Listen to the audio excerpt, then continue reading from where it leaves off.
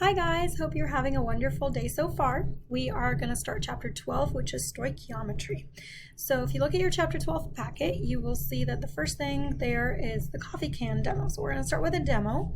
I have an empty coffee can, and next to the lid I have drilled a hole right here. And then also on the bottom of it I've drilled a hole right here. So I'm going to connect some rubber tubing to the hole at the top next to the lid here. And the other end of the tubing I'm going to connect to our gas. This is methane, which is natural gas. And I'm going to open up our gas. And so I want to fill this up with methane. So initially it had air in it, and now I'm driving off the air and replacing it with methane. I'm going to remove the tubing, and I'm going to light the top of my can here.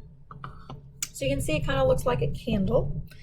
Let's go ahead and look at the reaction that is occurring here. So we have methane, which is CH4, that's natural gas. And it's reacting with oxygen. So the methane is in the can, the oxygen is in the air. And this is a combustion reaction. We're forming CO2 and H2O, and then also some energy. So it's emitting some light and heat energy here. So let's balance our chemical reaction. And I want you to keep your eye on the can as well while we're doing this. So to balance it, you would need 2 of the waters to balance the hydrogens, and then you're also going to need some more oxygen, so 2 oxygens as well. So 1, 2, 1, 2. You can already see, if you kept your eye on this, that the flame is getting smaller and smaller here, and eventually it's going to just disappear. So I want you to draw 2 particle diagrams, and again, keep your eye on the can while you're doing this. But I want you to draw 2 particle diagrams, and we're only going to look at the reactants. So we're not going to worry about the products, no CO2 or H2O, just CH4 and 2O2. So I want you to fill these up either with CH4 or with O2, or a combination of the 2 of them as you see fit. So the first particle diagram is going to be when I first lit it, and then the second particle diagram is going to be when the flame is invisible, like right now. So what do you think? What is inside of the can in terms of reactant particles? So take a minute, again, keep watching my can here as you're doing this, but take a minute and hopefully you saw that. So we actually have 3 particle diagrams to draw.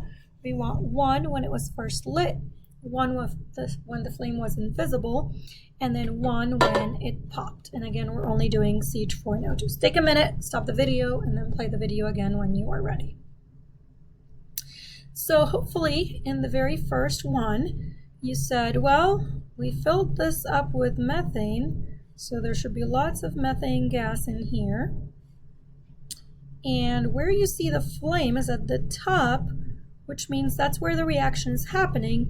So this is where the oxygen is meeting the methane. So the oxygen was coming from the air outside, and where they meet is where the reaction is going to happen. And that's why we saw the flame here. As the methane gas was being used up, there was less and less methane gas, and the oxygen started coming in.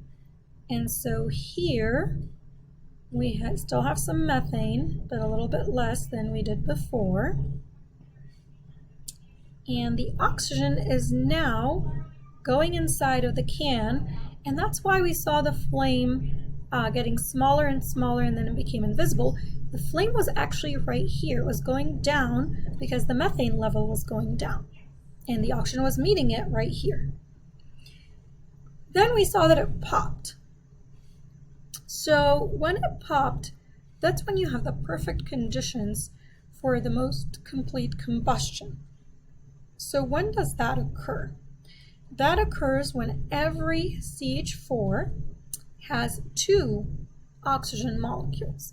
How did I know that? From my balanced chemical equation. This right here, those coefficients, those are called the molar ratios because it's the ratio of moles. So there are 2 moles of oxygen for every mole of methane. That's when the ideal conditions for this reaction will occur, and that's when you're going to have the most complete combustion. So here's another picture of it. This is filled with methane. It was meeting the oxygen at the top. That's where the flame was. In the middle, when the flame was invisible, it was actually inside of the can. That's where the oxygen and the methane were meeting. And then when you get the pop, that's when the ideal conditions for this reaction occur, when there's 2 oxygens for every 1 methane gas. So stoichiometry actually has to deal with calculations in chemical reactions where you compare one substance to another. And the way that you compare one substance to another is through that molar ratio. So that 2-to-1 ratio. And using that ratio, you can figure out if you have one reactant, how much of the other reactants you need, or if you know how much reactants you have, how much product you're going to form. So stoichiometry is very, very useful to do calculations, chemical reactions, and the main point of stoichiometry is that molar ratio or stoichiometric ratio that we get from the chemical equation. There will be one question on our Chapter 12 test about the coffee can demo, so make sure that you have taken notes over this demo. See you guys.